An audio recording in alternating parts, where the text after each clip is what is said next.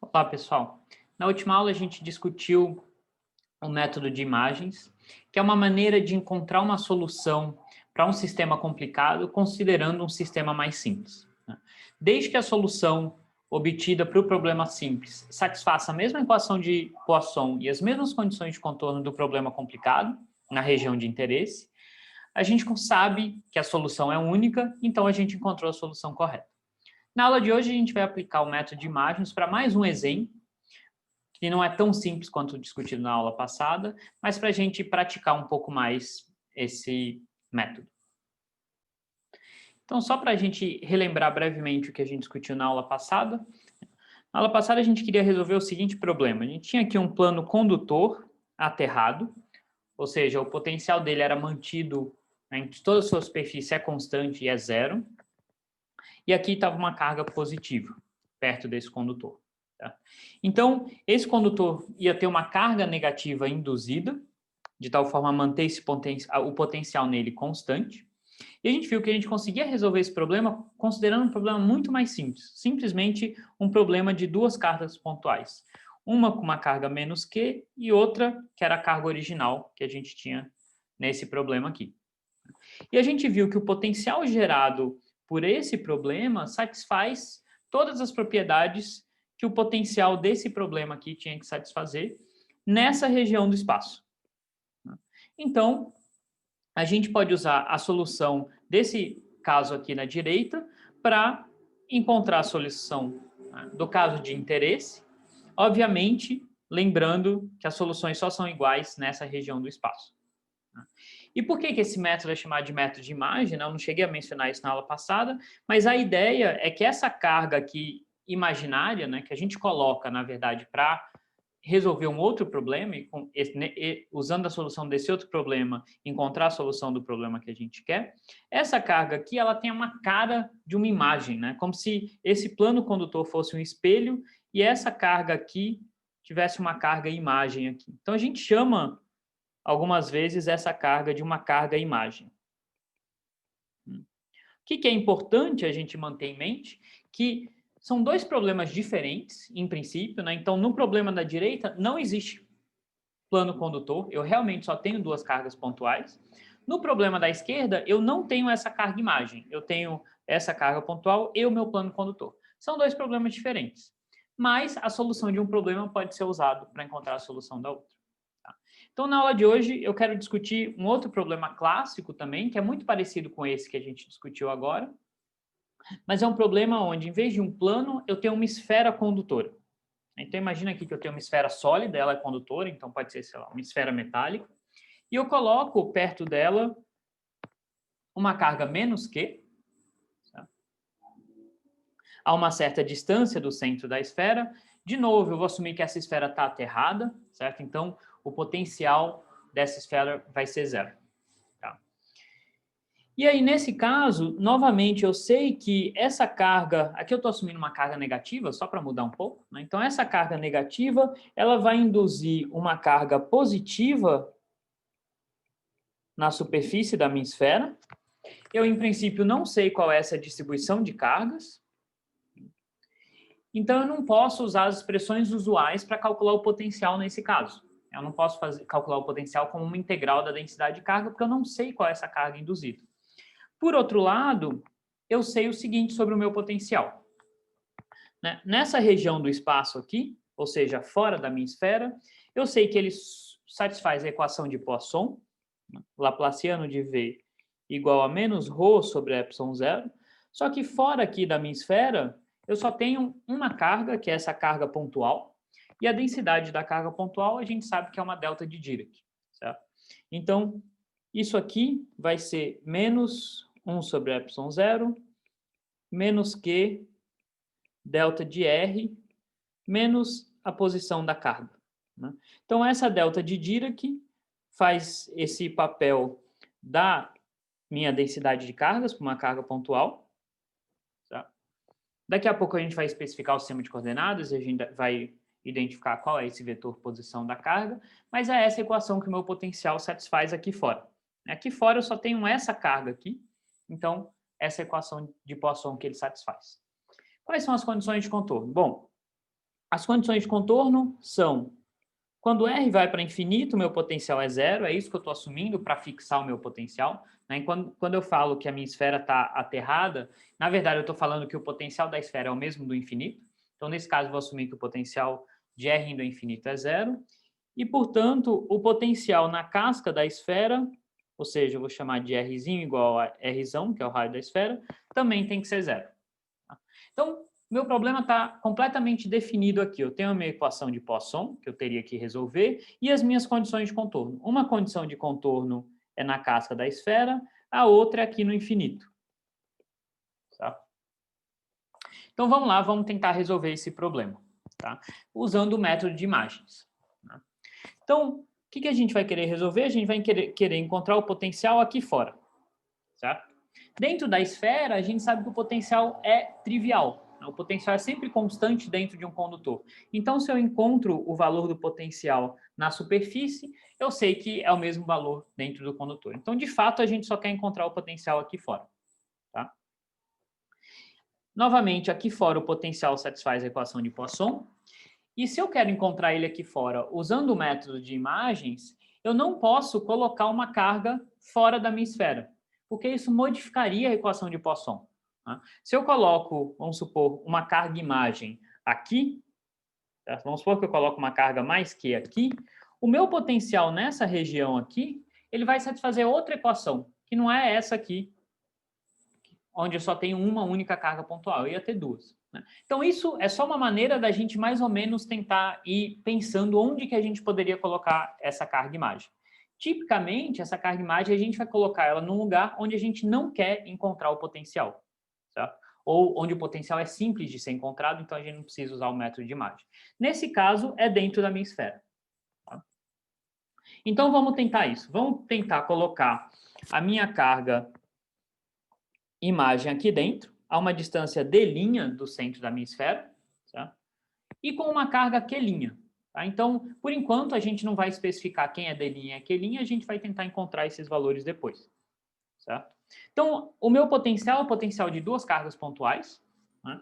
Uma é a carga original que eu tinha no meu problema original, e a outra é essa carga q'. Né? Lembrando agora que eu não tenho mais a minha esfera, eu substituí o problema da minha esfera pelo problema dessas duas cargas aqui.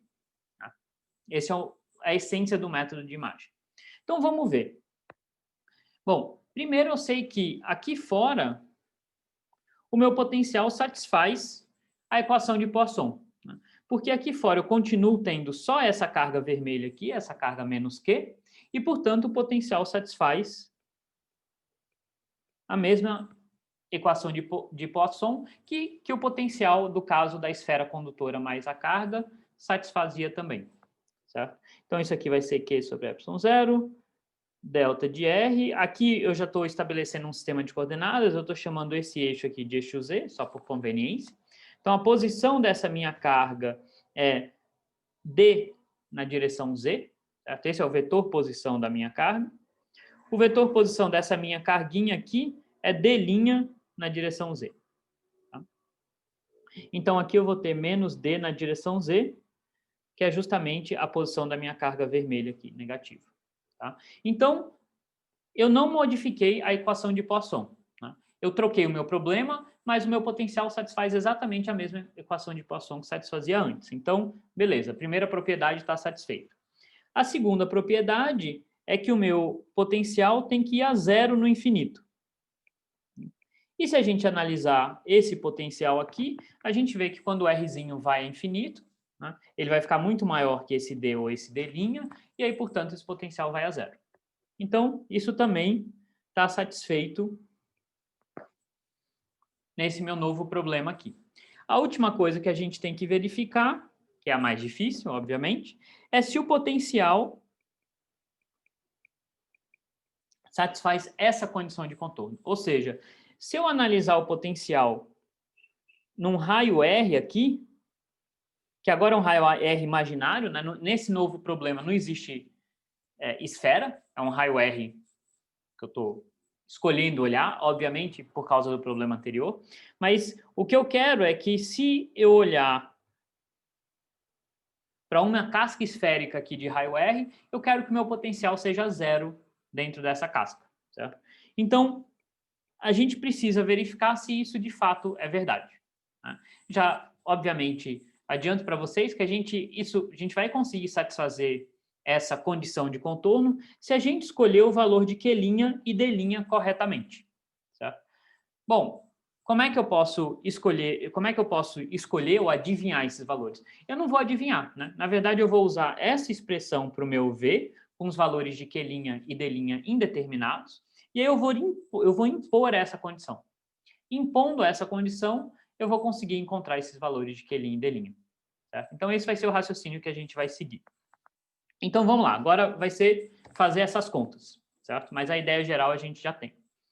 Então, vamos lá. Vamos olhar para um ponto qualquer aqui nessa agora casca imaginária de raio Rzão, certo? Então, o meu vetor posição desse ponto é Rzão na direção R chapéu, só que vai ser mais conveniente escrever ele em termos dos versores IJK ou XYZ, certo? Os versores cartesianos. Então, eu sei que para eu passar desse sistema de coordenadas esférico para um cartesiano, eu posso reescrever esse vetor R como Rzão, a componente x vai ser seno θ cosseno φ, a y vai ser seno θ seno φ, e a z vai ser cosseno θ.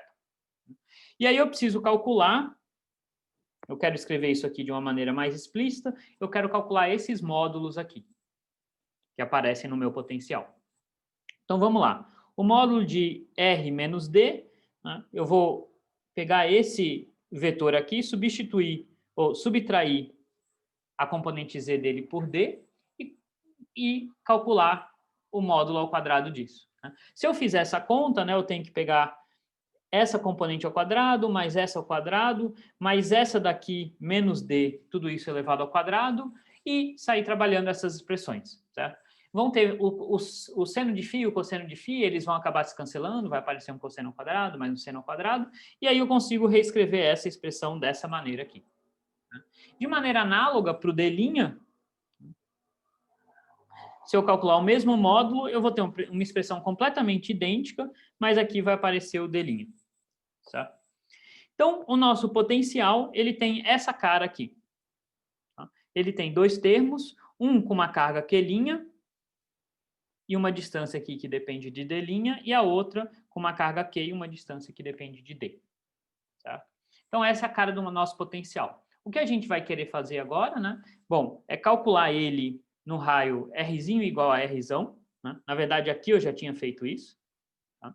Então, ele está calculado nesse raio aqui. E aí eu quero impor que isso seja zero. Certo? Então, eu quero, para isso aqui ser zero, esses dois termos têm que se anular. Né? Então, esse termo tem que ser igual a esse. E aí pode parecer uma equação muito difícil da gente resolver, mas a gente vai ver que não, que dá para usar ela para encontrar o Q' e o D'. Certo? Então, o que eu vou fazer? Eu vou, né, tentar resolver e manipular essa equação. Então, vamos lá. Né? O que eu vou fazer aqui, o primeiro truque, obviamente, para simplificar essa equação, é elevar os dois lados ao quadrado e passar essa raiz para cá e essa raiz para cá. Então, eu obtenho essa equação aqui. Né? Do lado esquerdo, eu tenho Q² vezes essa raiz aqui elevado ao quadrado, que vai me dar isso daqui. E do lado direito, eu tenho Q' ao quadrado vezes essa raiz aqui elevado ao quadrado. Certo?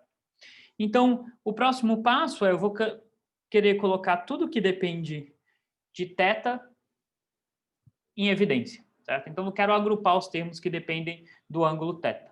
Tá? Então, se eu fizer isso, eu chego nessa equação aqui. Né? Passei isso aqui para o lado de cá, coloquei em evidência tudo que depende de cosseno de θ. Então, tem um termo aqui que multiplica cosseno de θ e um outro termo aqui que independe de θ. E toda essa soma tem que ser zero. E aí vocês vão pensar, putz, como é que eu vou resolver essa equação? Na verdade, a gente tem que lembrar o seguinte, que essa equação tem que ser válida para qualquer ângulo θ.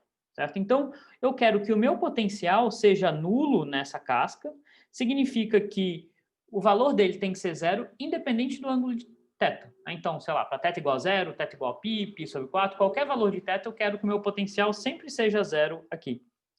Então, essa equação final que a gente chegou, ela tem que ser válida para qualquer valor de θ. Então, se a gente olhar para ela, a gente nota a seguinte coisa, né? Eu tenho dois termos, um termo que independe de θ e um termo que depende de θ. A única maneira disso ser zero para qualquer valor de θ é se cada termo independente for zero.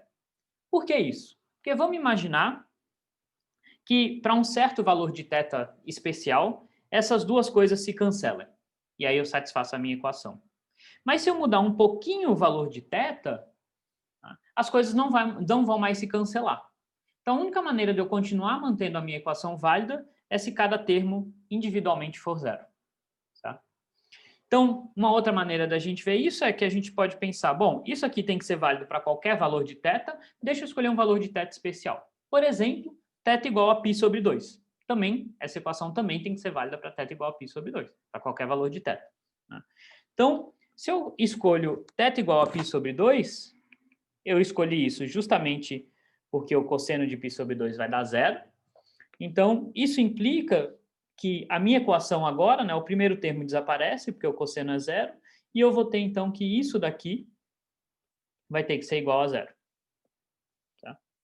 Ou seja, o meu Q' ao quadrado vai ter que ser igual a Q ao quadrado, R ao quadrado mais D' ao quadrado, dividido por R ao quadrado mais D ao quadrado. Então, agora eu consegui escrever o meu Q' em função de Q, R e D'. Tá? E notem que, para essa equação aqui, que eu vou chamar de uma equação 1, tá? Para isso aqui ser satisfeito, isso novamente tem que ser satisfeito para qualquer valor de θ, significa que isso aqui tem que ser zero sempre. Tá? Então, esse termo aqui sempre tem que ser zero, que era o que eu tinha argumentado para vocês antes. Certo? Então, agora, se eu olhar para um valor de θ qualquer, tá? Como o termo da direita, esse termo aqui, eu já vi que ele tem que ser zero sempre, então significa que isso aqui tem que ser zero. Tá? Para eu satisfazer a minha equação. E para isso ser zero para qualquer valor de θ, isso significa que eu vou ter Q' ao quadrado D igual a Q ao quadrado D'. Tá? Então, a gente tem duas equações agora que a gente pode usar para resolver e encontrar os valores de D' e Q'. Certo? Então, se a gente fizer isso, né, eu vou querer resolver essas duas equações aqui. Então, é um sisteminha de equações para Q' e D'. Vou chamar de equação 1 e 2. Tá? Obviamente, o meu D', ele não pode assumir qualquer valor, ele tem que ser menor que o meu raio R. Né? A gente lembra do desenho que esse D', eu quero que ele esteja dentro dessa minha esfera, então o valor dele tem que ser menor que R. Então, se eu impor essa condição, eu vou ter uma única solução para essas duas equações, que é a seguinte. O D' vai ter que ser R ao quadrado sobre D, e o Q' vai ter que ser R sobre D, Qzão. Tá? Então, a gente vê agora que a carga imagem, ela não é simplesmente menos a outra carga. Né? Ela é menos a outra carga vezes um fator que depende da distância que a carga estava da esfera e do raio da esfera. Tá? E onde que eu vou colocar essa carga imagem também depende do raio da esfera e da distância que a minha carga de fora estava da esfera. Tá? Então, agora eu encontrei tudo que eu precisava saber, certo? Eu encontrei o valor de D', de Q', posso substituir eles no meu potencial. Né? Então, a gente volta lá para a expressão do potencial, substitui esses valores, né? Ele tem dois termos, que é o potencial de duas cargas. Agora, então, eu tenho uma carga menos Q aqui e uma carga Q vezes esse fator R sobre D nessa posição R quadrado sobre D, certo? E a gente sabe que essa solução satisfaz todas as equações de contorno e a equação de Poisson desse problema aqui. Então, em particular, o meu potencial vai ser zero na casca esférica. Essa casca esférica a gente viu agora que vai ter, então, uma carga positiva, como era esperado. Tá? O potencial aqui é zero. Aqui fora, o potencial satisfaz exatamente a mesma equação de Poisson, ou seja, o laplaciano dele é igual a uma delta nesse ponto. Tá? No infinito, ele vai a zero, e na casca, ele também é igual a zero. Então, a gente encontrou a solução para esse potencial fora da esfera. Tá? Como eu falei para vocês, dentro da esfera é trivial, porque a gente sabe que o potencial é constante. Então, se eu calculo o potencial nessa superfície da esfera, não vou fazer isso aqui, mas a gente poderia fazer, ele vai ter o mesmo valor dentro da esfera. E eu sei qual é esse valor, né? Na verdade, eu sei que ele vai ser zero aqui, então ele vai ser zero também dentro da esfera. Tá? Agora, o que a gente quer fazer é calcular a densidade de carga. É sempre interessante a gente ver qual é a carga induzida na esfera. Agora que a gente tem o potencial, a gente pode calcular essa carga induzida. Né? Então, esse é um problema que, de certa forma, é inverso do que a gente estava fazendo anteriormente, onde a gente tinha uma certa distribuição de carga e aí calculava o potencial a partir dela. Aqui, o que a gente sabe são condições de contorno para o potencial, isso nos permite calcular o potencial, e aí, uma vez que eu conheço o potencial, eu posso voltar e ver qual é a densidade de carga que gerou esse potencial. Então, como é que eu faço isso? A gente usa aquele resultado importante em que o meu campo elétrico ele é descontínuo ao cruzar uma densidade de carga. Né? Então, se eu olhar para a componente normal do meu campo elétrico aqui, né? Normal a minha superfície, que é a superfície da esfera, ele tem que sofrer uma descontinuidade quando eu cruzo essa densidade de carga aqui. Eu sei que dentro da esfera, porque é um condutor, o meu campo elétrico é nulo, é zero. Fora da esfera, o meu campo elétrico é a derivada, né, ou é o gradiente do meu potencial. Mas o que eu estou interessado é na componente normal desse campo elétrico, ou seja, na componente radial dele. Então, o que eu quero fazer é a derivada de V com relação a R, e quero calcular isso, né, muito próximo da esfera, nesse caso é equivalente ao calcular ele na casca da esfera. Certo? Então, se eu fizer isso aqui, eu tenho que fazer, né, aí é só manipulação algébrica, eu não vou, né, cansar vocês com isso, mas eu posso reescrever o potencial dessa maneira. Então, exatamente o potencial que a gente tinha escrito aqui, só que eu estou abrindo esses módulos e simplificando eles um pouquinho. Né? Na verdade, esse R sobre D eu posso jogar aqui para dentro, simplificar um pouco, eu chego nessas duas expressões aqui. Tá? Então, esse é o termo que vem da carga menos Q, que eu tinha lá originalmente, e esse é o termo que vem da carga imagem. Tá? Se eu calcular a derivada desse potencial, eu tenho que calcular a derivada com relação a Rzinho, vai dar isso daqui, e aí eu preciso calcular isso em Rzinho igual a Rzão.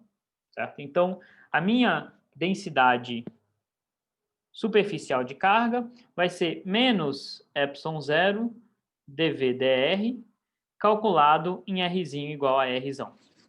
Tá? Então, eu tenho que pegar essa equação aqui, né, esse resultado, calcular em Rzinho igual a Rzão. Se a gente fizer isso, a gente vai conseguir simplificar bastante essa expressão e chega nesse resultado aqui. Tá?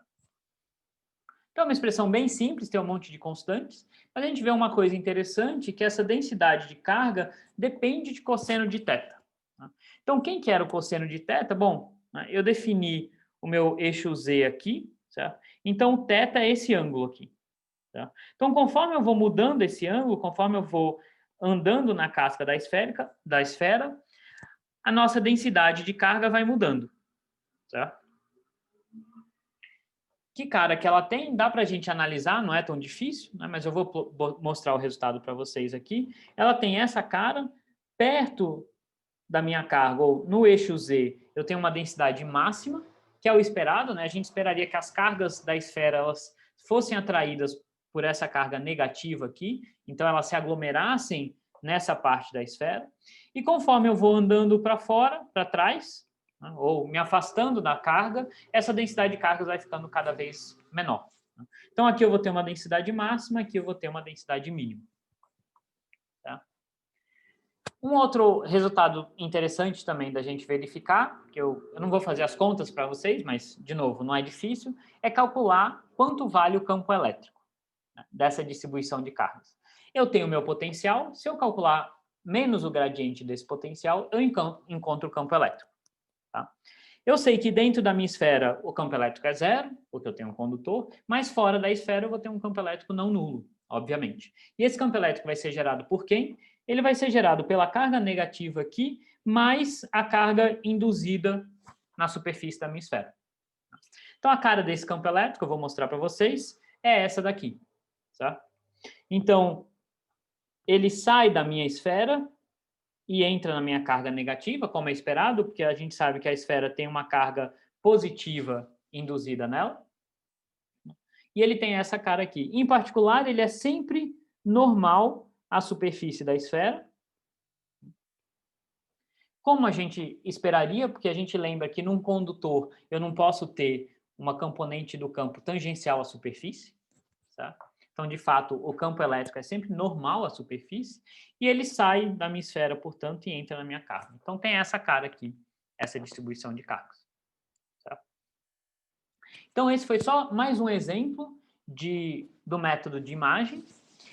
E aí, enfim, eu vou deixar para vocês alguns problemas para vocês praticarem. Né? Não tem jeito, não existe uma receita pronta para resolver esse tipo de problema. A gente realmente tem que ir praticando em situações diferentes para ir aprendendo como usar esse método para resolver esses tipos de problema. Obviamente, não dá para usar ele para qualquer tipo de problema. São problemas especiais, certo? Então, a gente tem que tentar, não tem muito jeito. Tá? O importante é que, seja lá qual for a sua tentativa, a resposta que você encontrar tem que satisfazer a equação de Poisson do seu problema original e as condições de contorno. Essa é a condição final para você saber se você realmente encontrou a resposta certa. Tá bom? Tchau, tchau.